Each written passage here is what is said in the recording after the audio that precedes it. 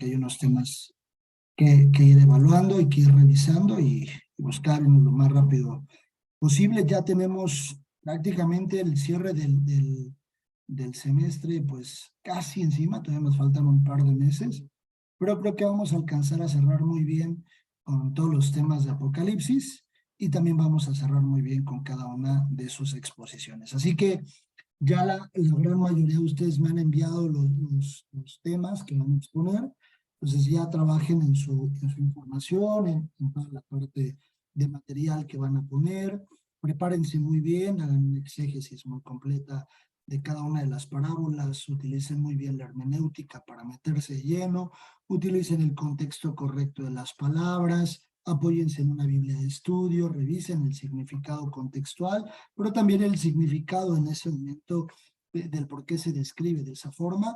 Una parábola es como una alegoría, ¿no? Es como una metáfora, que no es literal, sino que es textual. Hay una parábola que expone Jesús y le pregunta a Nicodemo, le dice Nicodemo, ¿cómo es que podríamos nosotros, si ya nacimos, regresar al vientre de nuestra mamá para volver a renacer? Y entonces Jesús le explica, le dice, esto es solamente una parábola, y le explica cómo funciona el renacer. Entonces, sean muy cuidadosos en la interpretación de las parábolas para que pueda ser el tema muy, muy enfocado, ¿vale? Recuerden que lo que más se califica en la exposición será la información que ustedes puedan proveer a la audiencia que estemos ahí reunidos. Bien, ¿de ese tema tiene alguna duda? ¿De las exposiciones? ¿No hay ninguna? ¿No? Bueno, si ves alguna duda, por favor, mucho gusto me indican y estoy para servirles. Vamos a iniciar, vamos a orar. Por favor, acompáñenme a orar y pongamos este tiempo delante de nuestro Dios. Dios y Padre nuestro, te damos gracias. Tú, Señor, que estás en los cielos, santificado sea tu nombre. Venga a nosotros tu reino, Señor, hágase tu voluntad, así en la tierra como en el cielo. Tú lo haces, Señor. Te pedimos que nos des el pan nuestro de cada día. Que podamos disfrutar, Señor, de este pan que tú proveerás a nosotros, Dios. Dice tu palabra que no solo de pan vivirá el hombre, Señor, sino de toda palabra que sale de tu boca. Y la Biblia, Señor, es exactamente la palabra que salió de tu boca, Dios. Te pedimos que son alimentos sustanciosos, que nos permitas entender Apocalipsis, que nos permitas disfrutarlo, Señor, e ir, Señor, a aguas mucho más profundas en el conocimiento de tu palabra. Permítenos entender de tal forma Apocalipsis, Señor, que nosotros vivamos la vida que tú esperas, para evitar algunas cosas que no queremos vivir, también para gozar otras que sí anhelamos vivir junto a ti. Ponemos en tus manos esta clase, Señor, pidiéndote que tú la dirijas en todo tiempo. En el nombre de Jesús. Amén y amén. Vale, voy a compartir mi pantalla. La clase anterior, ustedes pudieron ver el tema relacionado a las personas o a las almas que en ese momento se ve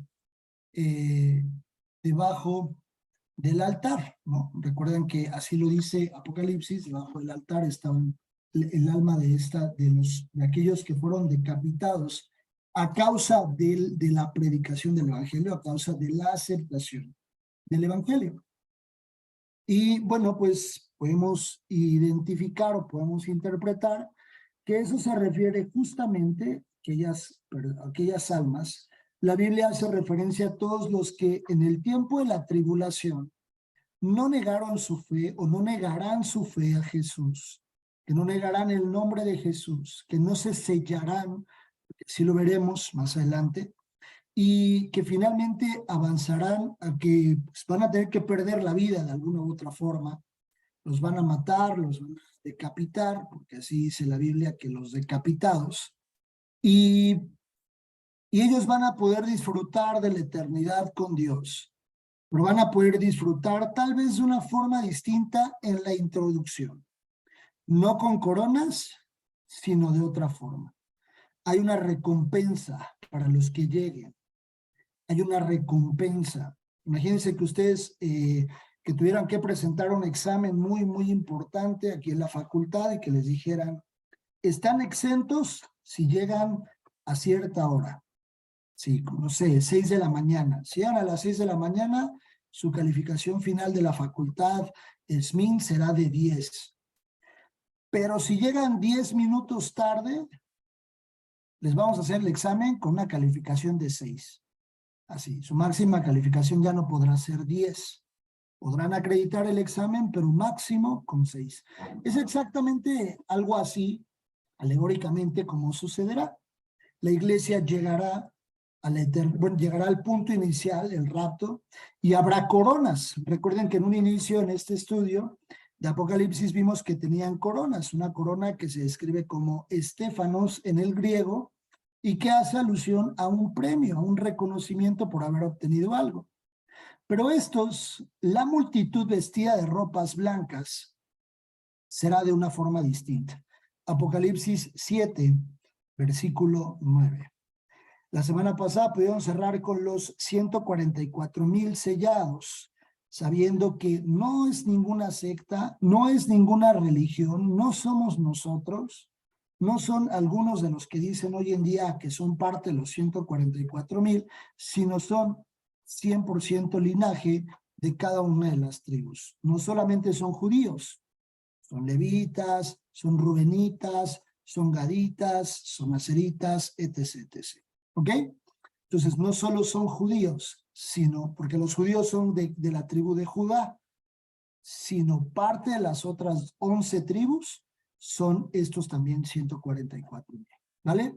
12,000 sellados de cada tribu, y dice enseguida, versículo 9. Después de esto miré, y aquí una gran multitud, la cual nadie podía contar, de todas naciones y tribus y pueblos y lenguas. Estaban delante del trono en la presencia del Cordero, vestidos de ropas blancas y con palmas en las manos, y clamaban a gran voz diciendo, la salvación pertenece a nuestro Dios que está sentado en el trono y al Cordero. Y todos los ángeles estaban en pie alrededor del trono y de los ancianos y de los 4 seres vivientes, y se postraron sobre sus rostros delante del trono y adoraron a Dios, diciendo, amén. La bendición y la gloria y la sabiduría y la acción de gracias y la honra y el poder y la fortaleza sean a nuestro Dios por los siglos de los siglos. Amén. Entonces uno de los ancianos habló diciéndome, estos que están vestidos de ropas blancas, ¿quiénes son? ¿Y de dónde han venido? Alguno de la iglesia como medio chismosón, ¿verdad? Así como, ¿y estos qué? Medio chismosón, ¿no? Y yo le dije, Señor, tú lo sabes. Y él me dijo, estos son los que han salido de la gran tribulación y han lavado sus ropas y las han emblanquecido con la sangre del Cordero. Alcanzaron redención posterior al rapto durante el periodo de la gran tribulación, pero alcanzaron redención por misericordia. Por esto están delante del trono de Dios y le sirven día y noche en su templo. Y el que está sentado sobre el trono extenderá su tabernáculo sobre ellos, es decir, que entraban a leer. Y el sol no caerá más sobre ellos, ni calor alguno, porque el Cordero que está en medio del trono los pastoreará y los guiará a fuentes de aguas de vida. Y Dios se jugará toda lágrima de los ojos de ellos. Previamente, antes del tema de los 144,000, ustedes vieron el sexto sello y hablaba de los decapitados, los que estaban abajo del altar. Ya para este punto, para este momento, después de la predicación de los 144,000, es decir, que esto es parte del fruto de la predicación evangelística de los 144,000, ellos se convierten. Qué interesante es darnos cuenta que ellos son redimidos por la sangre del Cordero. Los judíos o los israelitas, los de las tribus, no creen en Jesús, porque ellos esperan a Jesús posterior al Apocalipsis. Entonces, ¿cómo es que ellos predicaron? ¿De qué predicaron? Los 144,000 predicaron de Jesús porque ellos tienen una revelación específica del Cordero. A ellos les fue revelado Jesús a los 144,000, por eso es que su predicación tiene el efecto correcto de que terminen todos estos de la multitud vestida de ropas blancas, terminen siendo redimidos por la sangre del Cordero. Recuerden que incluso para ese momento, el tiempo de la gran tribulación, donde ya no está la iglesia, la misericordia es extendida, pero la sangre sigue siendo efectiva para la redención, incluso de los que ya no estuvieron dentro del rapto, de los que no fueron iglesia, de aquellos que en el momento en el que llegó el rapto estaban en un pecado, estaban pecando, estaban haciendo cosas completamente incorrectas delante de Dios, no estaban en justicia y no entran en el rapto. Hay una siguiente oportunidad, entra en efecto la predicación tanto de los dos testigos, que lo vamos a ver después, como el de los 144,000 empieza a tener un efecto, un fruto, y estos de la multitud de las ropas blancas son parte del fruto de esa predicación que termina impactando y siendo redimidos para alcanzar salvación. Hasta ahí ya no habrá otro momento. Ahí justo se acaba ese tiempo de redención por medio de la sangre del Cordero. Ya no habrá, a partir de ahí, ya no habrá otro sacrificio. Bueno, a partir de que Jesús dio su vida en la cruz, ya no iba a haber otro sacrificio, pero durante la eternidad ya no habrá más sacrificios, ya no habrá sacrificio justo en este periodo. Ya Jesús había entregado su vida en la cruz por nosotros, la iglesia fue raptada y ellos fueron los últimos en poder entrar. Todavía alcanzaron medio abierta la puerta y pero así, a rastras se alcanzaron a meter. Ya no habrá más opciones. Recuerden que Apocalipsis no está escrito cronológicamente. Hasta aquí hay un punto cronológico. Pero a partir de aquí en adelante vienen diferentes eventos que no necesariamente están escritos cronológicamente, que sucederán en paralelo con los sellos que ya vimos. El siguiente sello, que es el séptimo sello, solo es la puerta para abrir un tiempo de juicios. ¿Cuáles son los juicios que vienen adelante? Las trompetas. Hasta este momento o hasta este punto que hemos leído, ni uno solo de los juicios o de los sellos que fueron destapados fue de un juicio directo de Dios hacia el hombre, donde Dios lastimara directamente al hombre. Todos fue su entorno y entre ellos lo hicieron, pero no directamente lastimando al hombre, sino en el entorno, en su entorno, guerras, hambres, pestes, todo lo que ya vimos, ¿vale? Entonces, aquí ya entran los últimos y ahora sí se desata la ira de Dios sobre la tierra, ¿vale? Dice lo siguiente, el séptimo sello, Apocalipsis 8. Cuando abrió el séptimo sello se hizo silencio en el cielo como por media hora. Después de que todos venían adorando, después de que todos venían exaltando a Dios, después de que todos venían gozándose de que de la predicación de los 144,000, los de la multitud vestida de blanco o de ropas blancas, estaba adorando y exaltando y honrando en gratitud a Dios por lo que habían alcanzado. Se hace un silencio como de media hora. Un silencio probablemente incómodo, ¿no? De decir, ¡ay! ¿Y ahora qué pasó? Decir, ¿qué sucederá? ¿Qué vendrá?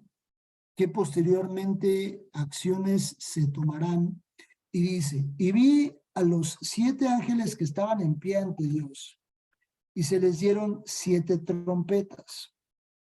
Otro ángel vino entonces y se paró en el altar con un incensario de oro y se le dio mucho incienso para añadirlo a las oraciones de todos los santos, sobre el altar de oro que estaba delante del trono. Y de la mano del ángel subió a la presencia de Dios el humo del incienso con las oraciones de los santos. Y el ángel tomó el incensario y lo llenó de fuego del altar y lo arrojó a la tierra, y hubo truenos y voces y relámpagos y un terremoto. ¿Qué tipo de oraciones contendrá ese incienso? Ustedes recordarán que nosotros vimos en el tabernáculo, ahora entenderán porque vimos muchas figuras del tabernáculo. En el tabernáculo había este incensario, que era previo, que estaba previo al acceso de la cámara donde se encontraba, o el lugar santísimo donde se encontraba el arca del pacto, donde Dios se encontraba con Moisés y una vez al año con el sumo sacerdote. Y dice que este incienso contendrá las oraciones, tal vez de misericordia, de amor, de perdón, pero hay muchas bienaventuranzas, y hay una bienaventuranza que dice que bienaventurados los que son vituperados en el nombre de Jesús, o en el nombre de Él.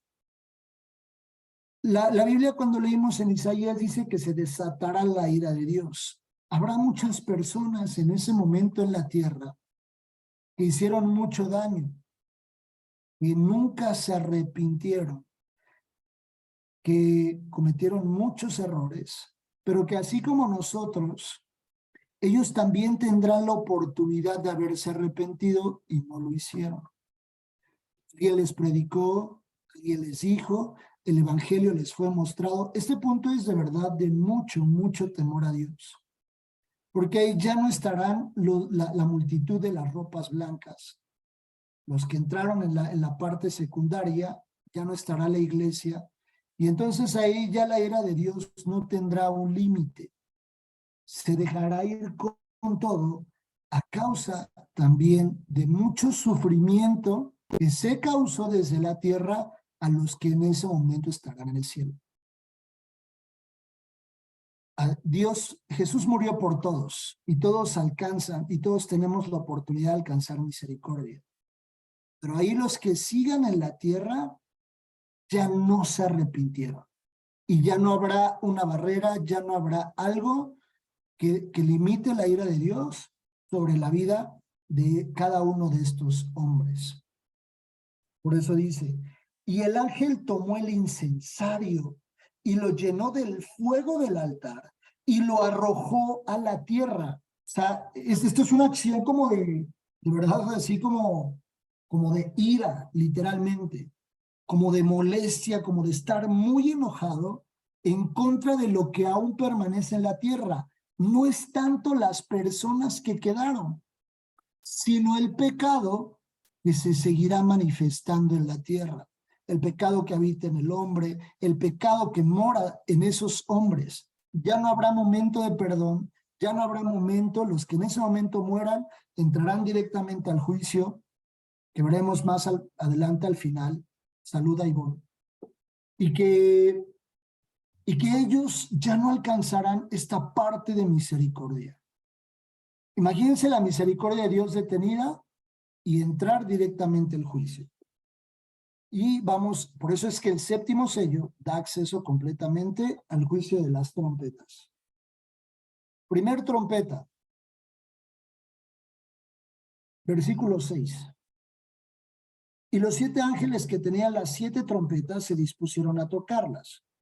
El primer ángel tocó la trompeta y hubo granizo y fuego mezclados con sangre, que fueron lanzados sobre la tierra, y la tercera parte de los árboles se quemó, y se quemó toda la hierba verde.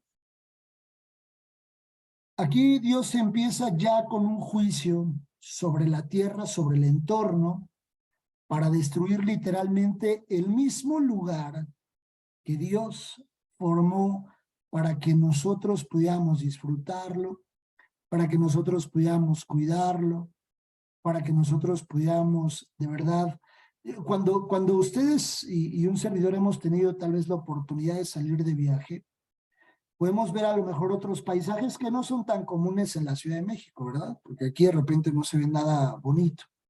Pero hay otros lugares donde se ve mucho y muy manifestada la naturaleza. Todos esos lugares verdes, hermosos, que hoy podemos ver en el entorno y en general en la Tierra, en ese momento empezarán a consumirse. Y el oxígeno, que es el principal recurso, uno de los principales recursos en la vida humana, empezará a escasear. ¿Por qué? Porque hay un proceso que los árboles y las plantas ejecutan para limpiar el aire del dióxido de carbono y que se convierta en oxígeno. Entonces empezará a haber mucha carencia de oxígeno en ese momento. Si imagínense, vean no solamente la parte eh, como visible, ¿no? So, podemos decir, hubo granizo y fuego mezclados con sangre que fueron lanzados sobre la tierra. ¡Ay, la gente corriendo porque cae granizo! No, sino los efectos, son los efectos primarios, sino los efectos secundarios que dice, y la tercera parte de los árboles se quemó y se quemó toda la hierba verde. Solo quedó el 63% de los árboles dentro de la tierra, pero empieza a haber afectaciones ya en todo el entorno. Siguiente trompeta, segunda trompeta. El segundo ángel tocó la trompeta y como una gran montaña ardiendo en fuego, fue precipitada en el mar y la tercera parte del mar se convirtió en sangre. Y murió la tercera parte de los seres vivientes que estaban en el mar y la tercera parte de las naves fue destruida. ¿A qué se refiere con las naves? Todos los instrumentos o elementos marítimos que son utilizados en el mar para poder transportar, para poder viajar, para poder disfrutar tal vez del mar, pero todos esos instrumentos hoy que podemos conocer, dice la Biblia, y murió la tercera parte de los seres vivientes que estaban en el mar, escasez.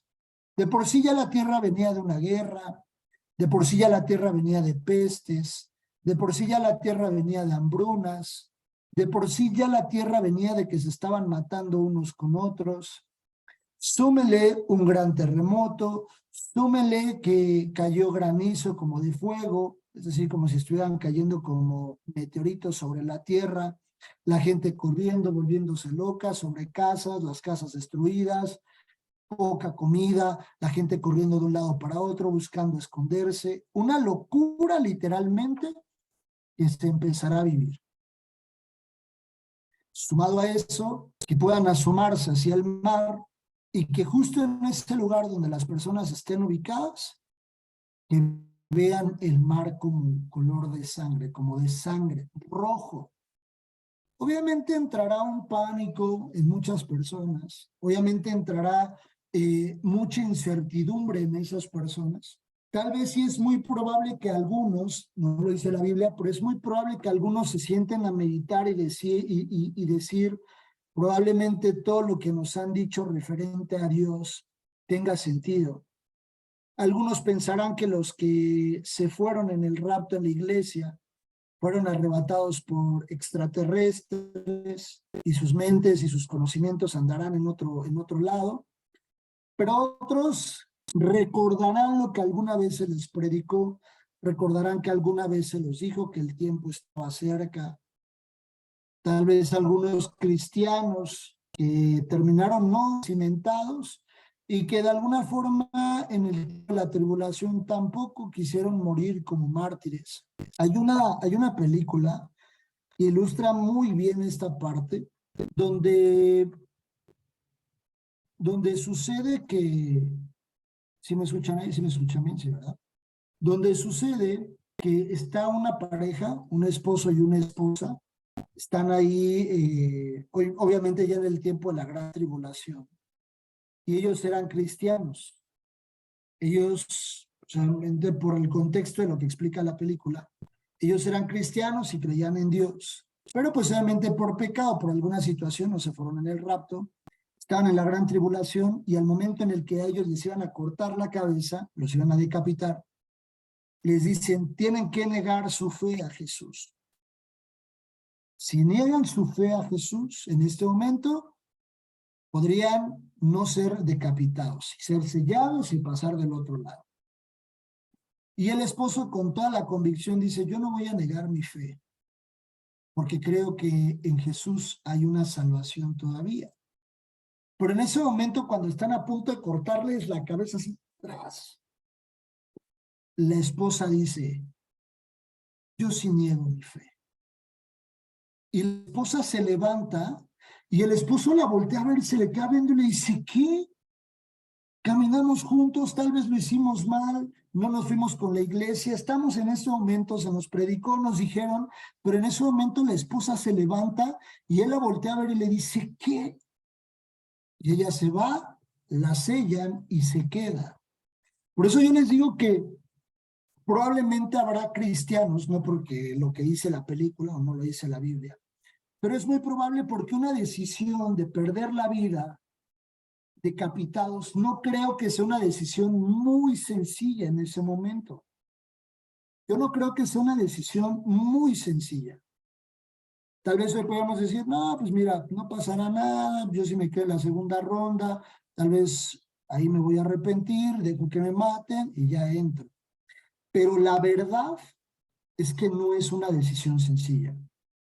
El decir, sí, mátame, decapítenme, estar ahí justo en el momento en el que yo siento, personalmente siento, que muchos que fueron cristianos en ese momento dirán, no me maten, mejor séllenme. De verdad que estoy muy seguro que eso puede pasar. ¿Por qué? Porque hay un amor hacia la vida personal y no todas las personas están dispuestas a morir. Si hoy nos cuesta a veces trabajo dejar nuestras cosas para ir a la iglesia, imagínense una decisión más complicada. Imagínense una decisión de este tamaño, donde la vida está de por medio. Yo creo que muchos sí van a negar sus flages. Si hoy les cuesta trabajo, o hoy nos cuesta trabajo este tipo de cosas que no son decisiones tal vez de vida y muerte en este momento, de ir el próximo domingo, o el próximo viernes o al rato a la iglesia, yo creo que en ese momento serán decisiones sumamente difíciles. Y dice, y murió la tercera parte de los seres vivientes que estaban en el mar, y la tercera parte de las naves fue destruida. Y ya empezarán a haber cosas muy, muy fuertes, sumado a todo lo que ya venían arrastrando cada uno de los que estaban previamente ahí en la tierra, ¿no? En los juicios anteriores. Dice, el tercer ángel tocó la trompeta y cayó del cielo una estrella, ardiendo como una antorcha, y cayó sobre la tercera parte de los ríos y sobre las fuentes de las aguas. Y el nombre de la estrella es Ajenjo, y la tercera parte de las aguas se convirtió en Ajenjo. Y muchos murieron a causa de esas aguas, porque se hicieron amargas. Aquí me gusta mucho hacer un comentario en este punto, porque hoy en día la gente dice que el agua se va a acabar. Es muy común que la gente dice, nos vamos a acabar el agua dulce. ¿Y qué va a pasar con la tierra y no sé qué, ¿no? Obviamente no podemos nosotros, por un buen testimonio y por cuidado de los recursos que Dios nos da, no podríamos ser personas que desperdician los recursos naturales que Dios nos da. Ajá. Es una realidad, y obviamente basado en los estudios que hacen, es que el consumo de agua se ha incrementado, el desperdicio del agua es constante, es una realidad que la gente no cuida el agua, es una realidad que por el número de población que hay hoy en la Tierra, pues obviamente el consumo de agua es mayor y cada vez hay menos recursos. Eso es una realidad. Pero la Biblia dice que para este tiempo habrá agua dulce. ¿Dónde dice? Voy a volver a leer. El tercer ángel tocó la trompeta y cayó del cielo una estrella, una gran estrella ardiendo como una antorcha, y cayó sobre la tercera parte de los ríos y sobre las fuentes de las aguas. Y el nombre de la estrella es Ajenjo, y la tercera parte de las aguas se convirtió en Ajenjo, y muchos hombres murieron a causa de esas aguas porque se hicieron amargas. ¿Quién bebe agua del mar? Nadie. Nadie bebe agua del mar. Entonces no se podrían enfermar por una agua amarga llamada ajenjo, sí, pues obviamente bebieran agua de mar, ¿no? Entonces a nadie se moriría, a nadie le pasaría nada. Pero a causa de esa agua, las personas terminaron muriéndose porque había consumo propiamente de esa agua.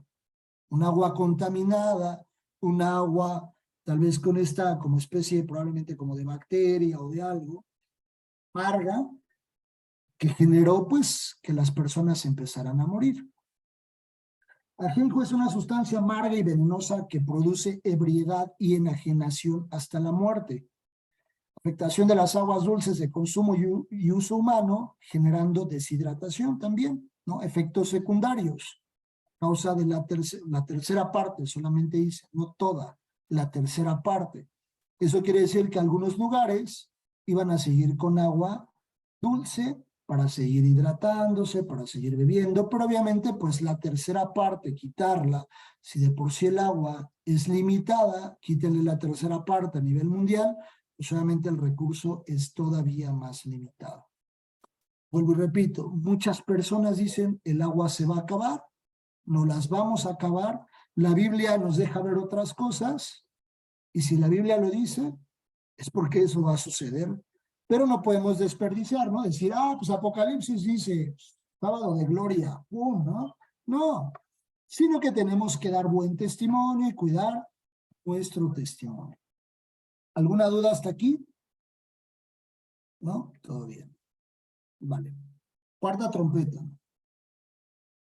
El cuarto ángel tocó la trompeta y fue herida la tercera parte del sol, y la tercera parte de la luna, y la tercera parte de las estrellas, para que se oscureciese la tercera parte de ellos, y no hubiese luz en la tercera parte del día, y asimismo de la noche.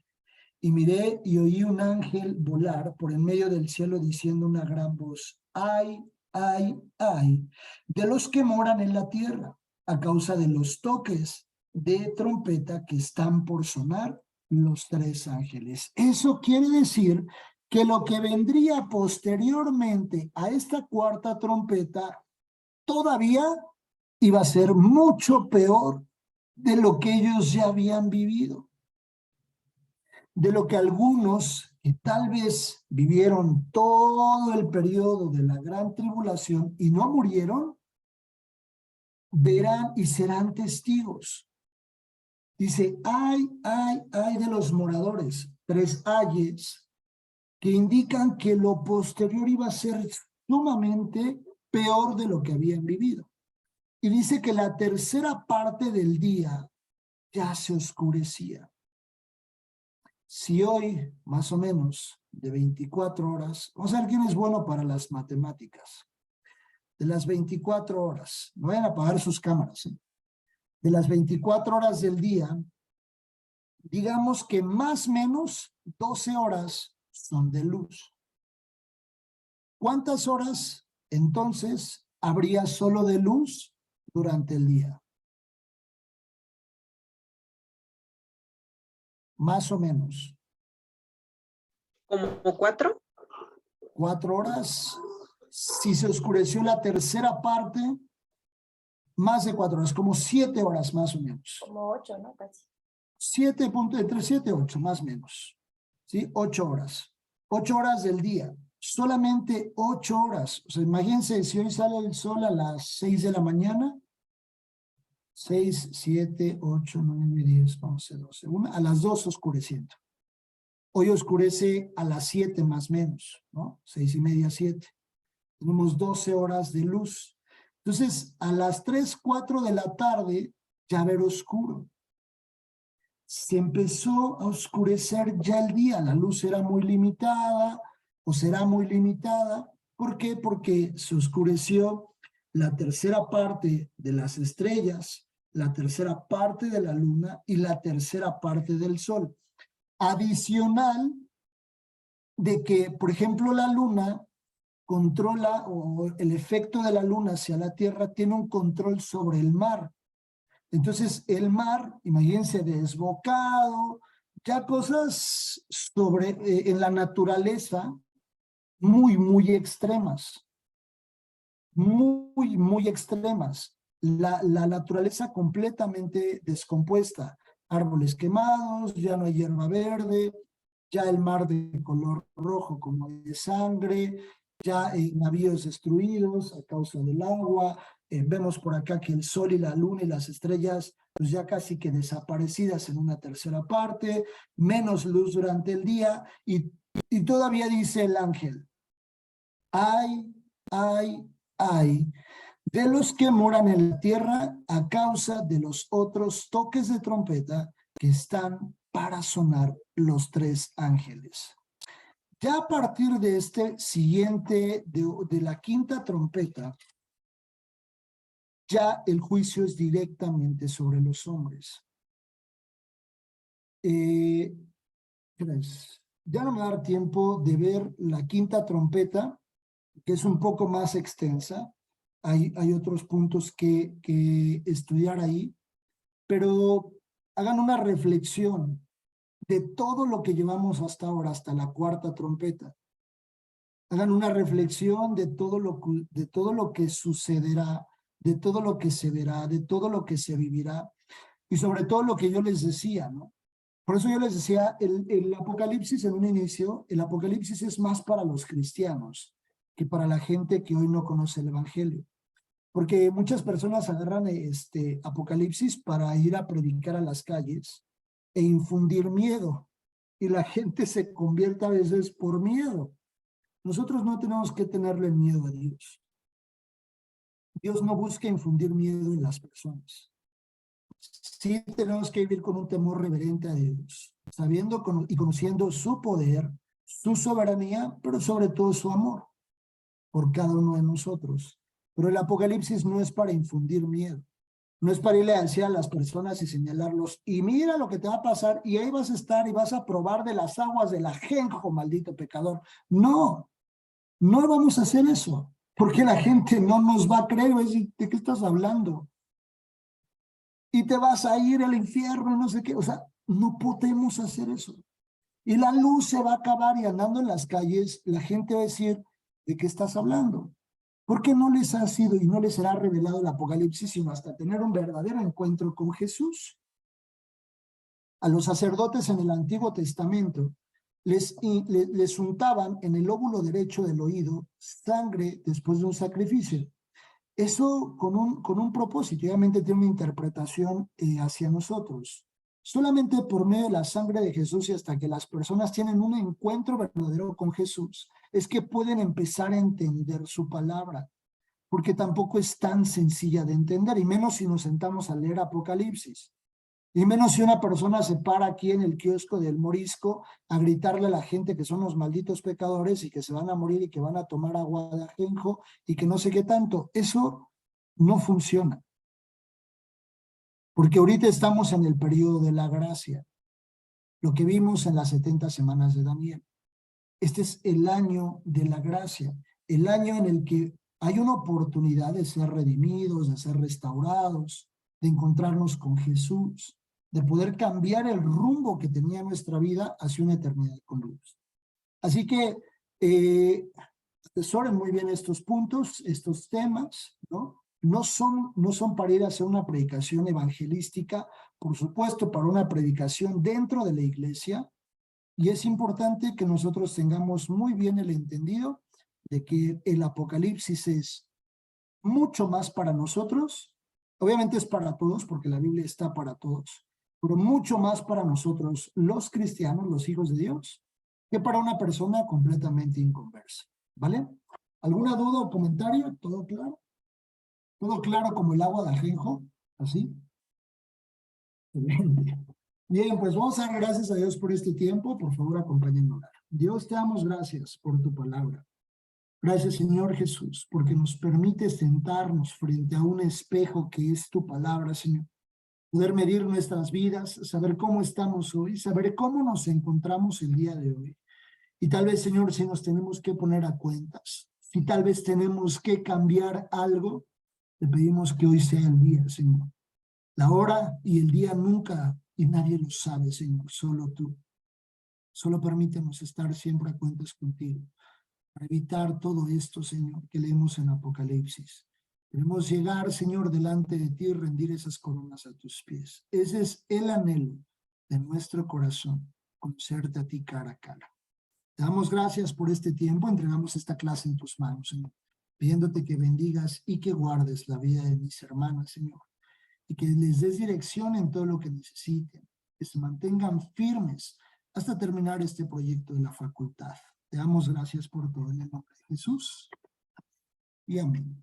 Que Dios les guarde, que Dios les bendiga. Les mando un fuerte abrazo, cuídense mucho. Bonita noche. Te conectan a la oración. Bye, bye.